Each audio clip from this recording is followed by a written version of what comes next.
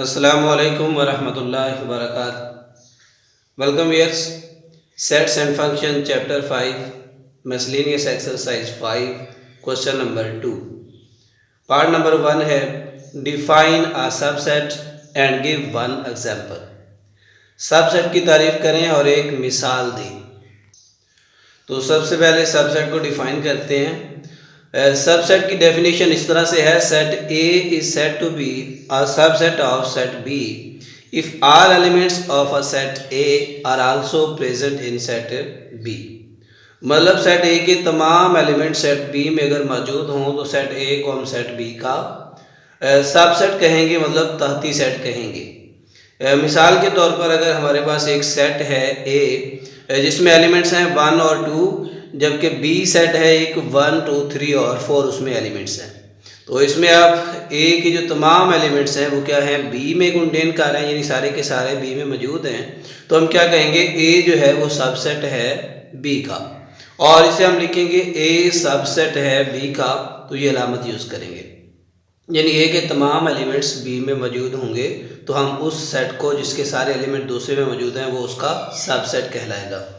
तो ये question number 1 हमारा हुआ। इसी तरह इसका सेकंड पार्ट है राइट ऑल सबसेट्स, यानी वो तमाम सबसेट्स यानी तहती सेट लिखने हैं ऑफ द सेट, और सेट गिवन है ए कॉमा बी, यानी इस दिए गए सेट के तमाम तहती सेट लिखें। तो तहती सेट की डेफिनेशन हमने अभी की है, वो तमाम सेट इसके तहती सेट कहलाएंगे जिनके एलिमेंट्स इस सेट में मौजूद होंगे। तो एक और नोट करने वाली बात यहाँ पे ये है कि एम्प्टी सेट जो होता है वो तमाम सेट का तहती सेट यानी सब सेट होता है। हर सेट का जो है वो खाली सेट यानी एम्प्टी सेट जो है वो तहती सेट में शामिल होता है। लेट्स से हम इसको ए सेट का नाम दे देते हैं कि ये हमारे पास कोई एक ए सेट है जिसमें एलिमेंट हैं ए कॉमा बी, और सेट मालूम करने का एक फार्मूला होता है यानी 2 रेज़ की पावर n। अब यहाँ सेट में जितने भी एलिमेंट्स हैं वो उसकी पावर में लिखें 2 की पावर में, तो इसमें 2 एलिमेंट्स हैं 2 की पावर 2 किया तो 4, तो इसके 4 सबसेट बनेंगे।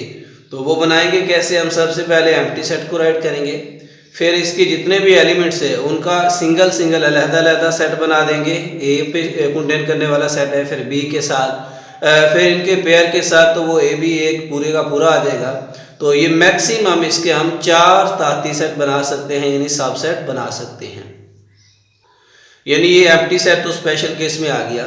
ए जो ये सेट बनाया है तो ये ए से लिया हमने ये इसका, और इस तरह बी जो है ये भी इसमें मौजूद है, ए भी सारा ये भी इसमें मौजूद है। तो इस तरह ये सारे इसके क्या हैं, सबसेट्स हैं यानी तहती सेट हैं। तो क्वेश्चन नंबर इसके बाद है 3, show A intersection B by Venn diagram when A subset हो बी का।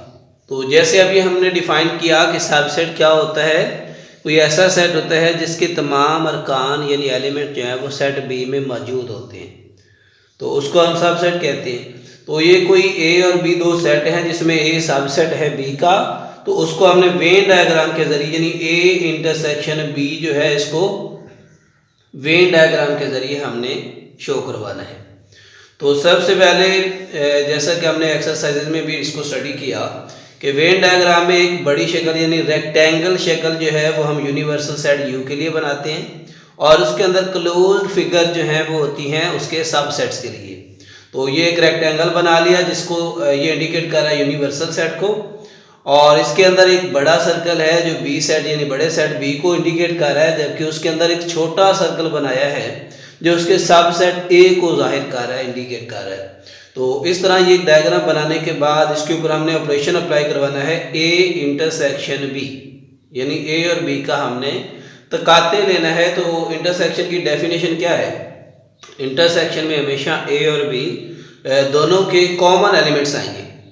तो जैसा कि हमने यहाँ डिफाइन किया हुआ ए सबसेट है बी का, तो मतलब ए जो है वो बी का सबसेट है, तो उसमें जब इंटरसेक्शन करेंगे तो ए के तमाम अरकान चूँकि बी में मौजूद हैं, तो इसलिए ए वाला जो है पूरे का पूरा सेट वो हमारा आंसर बन जाएगा। तो इसलिए हमने ए में क्या कर देना है, उसके अंदर लाइनों से उसको शेड कर देना है। तो इस तरह ये हमारी वेन डायग्राम है जो वो कंप्लीट हो जाएगी। तो ये हमारा इंटरसेक्शन का आंसर आ जाएगा ए सेट पूरे का पूरा।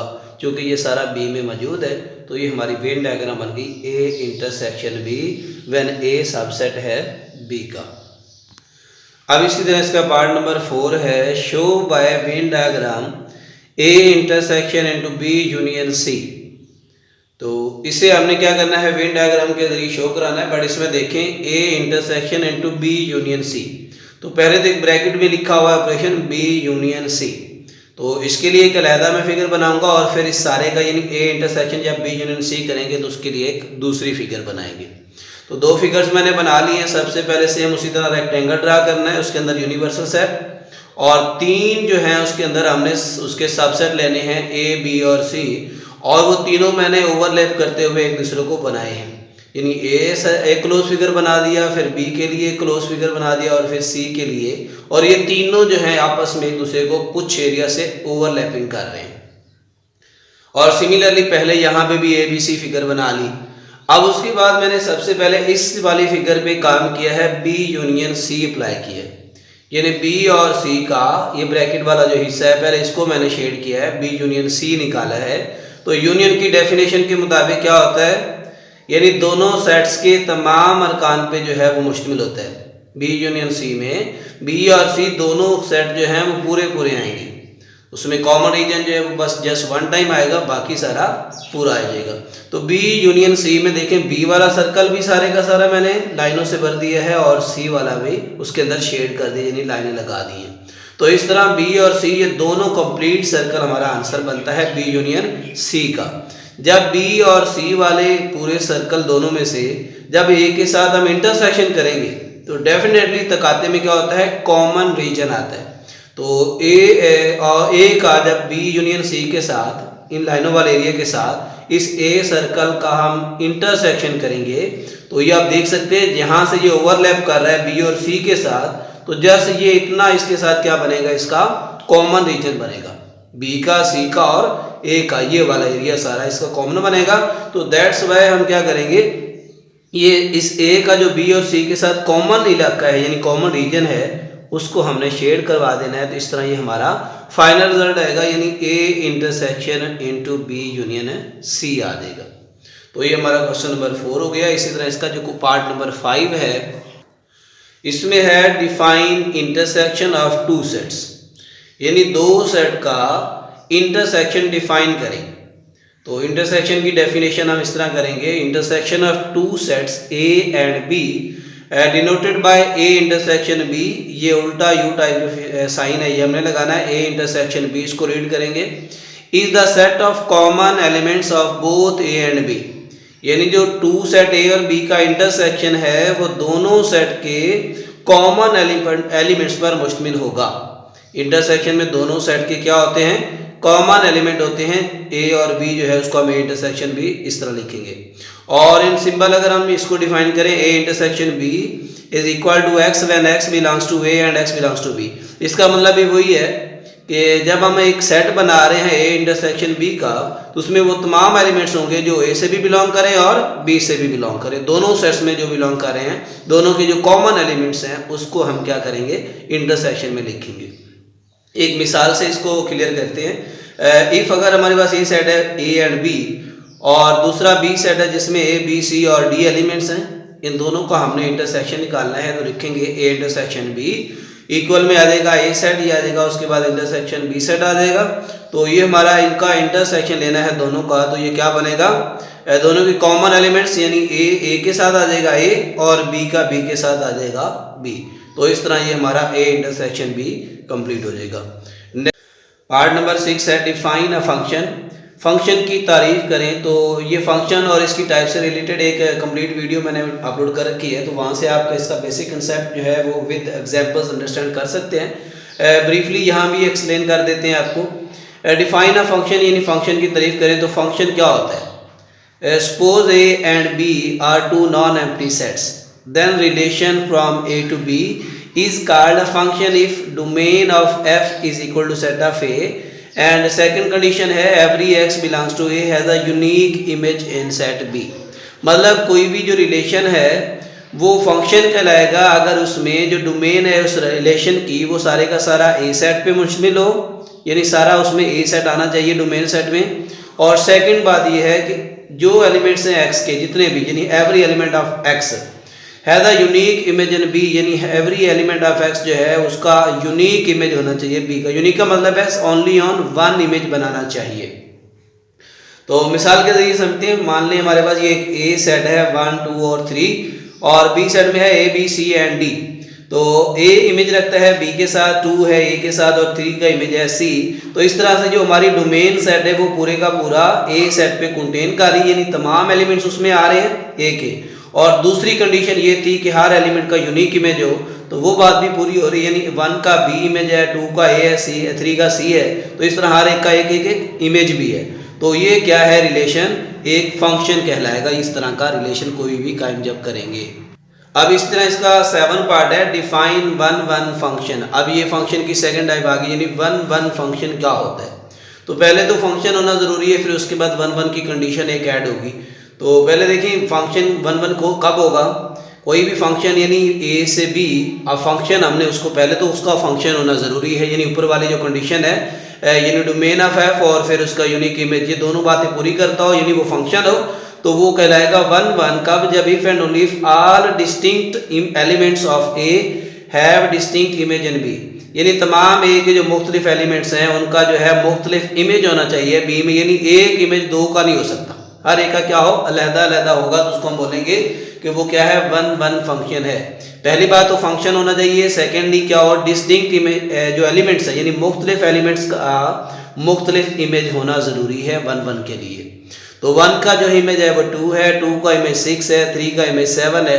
तो डेफिनेटली हर एक डिस्टिंक्ट एलिमेंट का डिस्टिंक्ट इमेज हमने बनाया है यहाँ पे। तो ये वाला जो फंक्शन है ये हमारा वन वन कहलाएगा। तो ये बात आपने इसको अच्छे से याद रखनी है। तो इसी तरह नेक्स्ट पार्ट नंबर है इसका 8, define onto function. Onto function की तारीफ करें, ऑन टू फंक्शन को हम डिफाइन करेंगे। A function f A to B is called an onto function if every element of set B is an image of at least one element of set A such that range F is equal to set B। मतलब इसमें जो range है वो पूरे का पूरा set उसमें होना चाहिए। तो आसानी से आप यूँ कह लें कि B का कोई भी एलिमेंट बचना नहीं चाहिए जो इमेज ना बना रहा हो A के साथ। तो इसका मतलब ये हुआ कि एवरी एलिमेंट ऑफ B जो है उसका इमेज होना चाहिए कोडोमेन, यानी उसका इमेज होना चाहिए ए के साथ। तो पहले तो फंक्शन होना जरूरी है, ये डिफाइन में भी हम लिख चुके हैं कि फंक्शन होगा और वो एक ऐसा फंक्शन होगा जिसमें बी के तमाम एलिमेंट जो हैं वो क्या रखते होंगे, एटलीस्ट वन इमेज रखते होंगे ए के साथ। तो ए का इमेज है 2 के साथ, बी का 1 के साथ, सी का 3 के साथ। तो कोई भी ऐसा एलिमेंट नहीं बचा बी में जिसका इमेज ए के साथ ना बन रहा हो। तो इस तरह ये कंडीशन पूरी हो रही है कि ये कौन सा है, ऑन टू फंक्शन है जिसमें बी के तमाम एलिमेंट्स ए के साथ इमेज बना रहे हैं। तो इस तरह ये क्या हो जाएगा हमारा ऑन टू फंक्शन कहलाएगा ये वाला। तो ये ऑन टू फंक्शन आ गया है और इसकी ब्रीफली वजाहत जो है वो इसके पहले लेक्चर में हमने इसको बड़ी डिटेल के साथ भी स्टडी किया हुआ है एग्जाम्पल से। तो वहाँ से मज़ीद इसको जो है आप डिटेल से भी जान सकते हैं। अब इसका 9 पार्ट है हमारे पास, डिफाइन अ बाइजेक्टिव फंक्शन।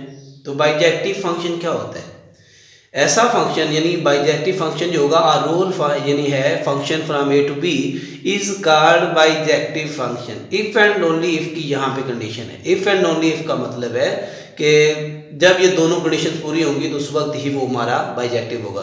तो उसमें कंडीशंस ये है कि एफ यानी फंक्शन है, ये function f is one one and onto, यानी कोई भी फंक्शन जब at a time one one भी हो और ऑन टू भी हो तो उसको हम बोलते हैं क्या है, वो बाइजेक्टिव फंक्शन है। तो अब ये at a time one one और ऑन टू, वन वन की डेफिनेशन के मुताबिक सेट ए के डिस्टिंक्ट एलिमेंट का डिस्टिंक्ट इमेज होना ज़रूरी है। फिर second one one onto के लिए बी के हर एलिमेंट का ए में इमेज होना ज़रूरी है। तो पहले तो हम वन वन देखते हैं कि इसका distinct element A B C का डिस्टिंक्ट इमेज बन रहा है 1 2 3। और दूसरा जो ऑन टू है ये भी हमने ऑन टू के लिए लिखा हुआ है इसको। तो हर एलिमेंट जो बी का है वो इमेज बना रहा है ए के साथ। तो ये वन वन भी है, ऑन टू भी है, इसलिए ये वाला बाइजेक्टिव की एग्जाम्पल भी है हमारे पास। तो ये वाला फंक्शन हमारा बाइजेक्टिव फंक्शन कहलाएगा क्योंकि ये वन वन भी है एट अ टाइम और ऑन टू भी है। तो इसीलिए हम इसको बोलेंगे ये हमारा बाइजेक्टिव फंक्शन है। और फाइनली रिव्यू एक्सरसाइज का यानी मिसलेनियस एक्सरसाइज का लास्ट क्वेश्चन शॉर्ट है। Right De Morgan's laws, De Morgan laws जो है वो राइट करने हैं। Let's say any two sets A and B, ये कोई दो सेट है हमारे पास ए एंड बी, तो देन हम लिखेंगे फर्स्ट रिलेशन जो इसका लॉ है A union B whole complement, ये इक्वल आएगा A complement intersection B complement. और सेकंड पार्ट इसका अगर ये इंटरसेक्शन बी होल कॉम्प्लीमेंट लेते हैं तो वो इक्वल होगा A complement union B complement. तो इस तरह से ये रिव्यू एक्सरसाइज हमारी कंप्लीट होगी। थैंक यू फॉर वाचिंग, अल्लाह हाफिज़।